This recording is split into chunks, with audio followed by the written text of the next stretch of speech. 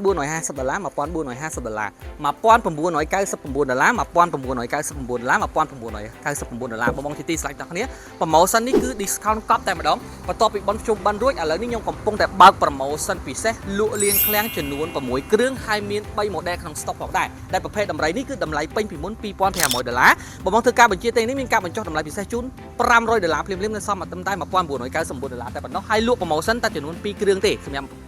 model តម្រៃនេះហើយចុះ model ទី 2 នេះគឺជាប្រភេទកង់ 4 ដំបូលខ្នាតធំដូចគ្នាប្រើប្រាស់ជាមួយនឹងអាគុយធំ motor ធំហើយកំពុងតែបើក promotion ពិសេសផងដែរតម្លៃទិញ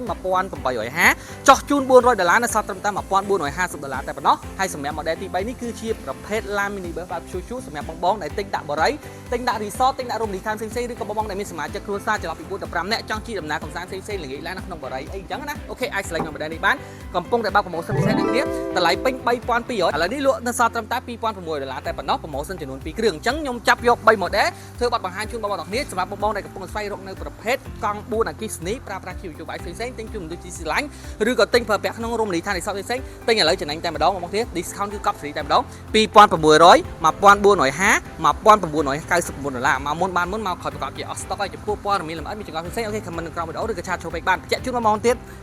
តើតើជួយ promotion នេះគឺ free ដឹកតែទីក្រុងភ្នំពេញទេសម្រាប់បងប្អូននៅតាមបណ្ដាខេត្តអូខេចេញផ្លៃដឹកខ្លួនឯងព្រោះ promotion នេះគឺយើង discount កប់តែម្ដងតាំងពីខ្ញុំបើកលក់ហាងមកតែមាន promotion អញ្ចឹងទេតែឥឡូវនេះយើងកំពុងតែបើក promotion ពិសេសបងប្អូនទាំងនេះបន្ទាប់ពីបងជុំបានរួចអញ្ចឹងមកមុនបានមុនមកក្រោយប្រកាសជាអស់ stock អូខេបាយបាយ